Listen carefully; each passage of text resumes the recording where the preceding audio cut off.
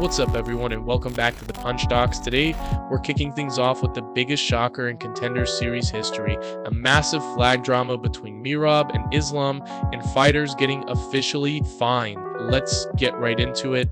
Dana White had massive praise for Frank Mir's daughter, Bellamir, driving her betting odds all the way up to a mind-blowing -6,000, but when she stepped into Dana White's Contender series against Alex Pereira, it all came crashing down. Bella suffered a shocking unanimous decision loss, leaving fans calling it the biggest fraud check in UFC history. Some even went to X, accusing her of taking a dive to pay for college tuition. Dana White, however, defended her at the post-fight presser, saying she just needs deep water experience and time to grow, while Apodaca soaked in her massive plus 1,550 underdog victory. Also at the presser, Dana White revealed a wild stat. A fighter who came off the Contender series and never even won a world title has single-handedly made over $11 million.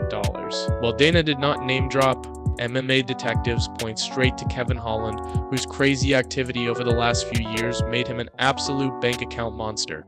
Meanwhile, the tension between Merab Dvalishvili and Islam Makhachev is boiling over. Following UFC 330, Merab was furious after seeing Islam team wave a Russian flag inside the Octagon, pointing out that he was previously banned from raising his Georgian flag due to strict rules. I just saw Islam Makhachev's video about how I was react while watching his fight against Yangari. I like Islam Makhachev. I think he's a great and humble champion. I respect all the hard work he's putting into the career and I have nothing but respect for him.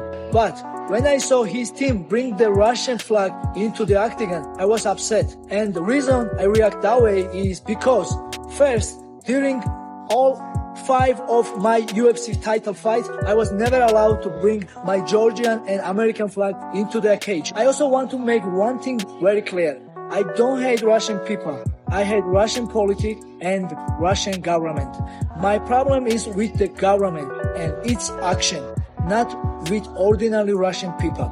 This is very personal. Russia occupies around of 20% of Georgia and there has been history of war, occupation, suffering against my Georgian people. Russian media is always asking me provocative questions, but they will never translate this video honestly or show what I'm actually saying because of it doesn't fit their narrative they want to create.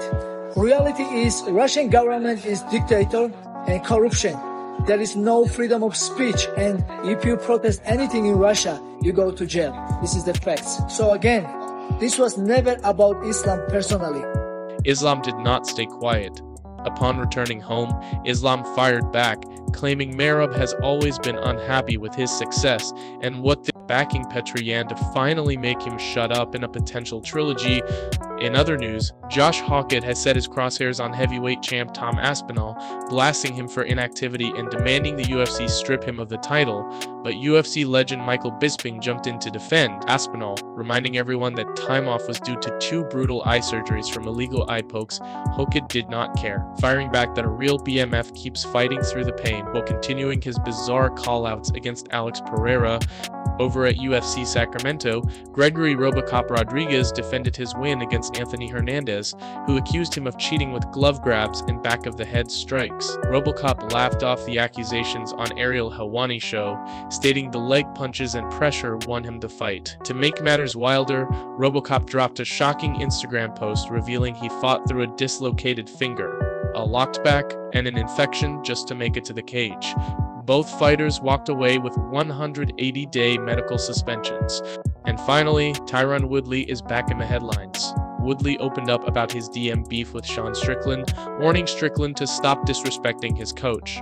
Plus, after a win at RAF 12, Woodley is already looking ahead to a clash against Khamzat Chimaev, promising fans that he is going to beat him like a drum. To wrap things up, the Nevada Athletic Commission has officially fined Max Holloway, Paddy Pimblett, and Gable Stevenson $2,500 each for jumping the cage after their wins at UFC 329. What do you think about all this drama? Drop your thoughts in the comments below, hit that like button, and subscribe for daily MMA updates.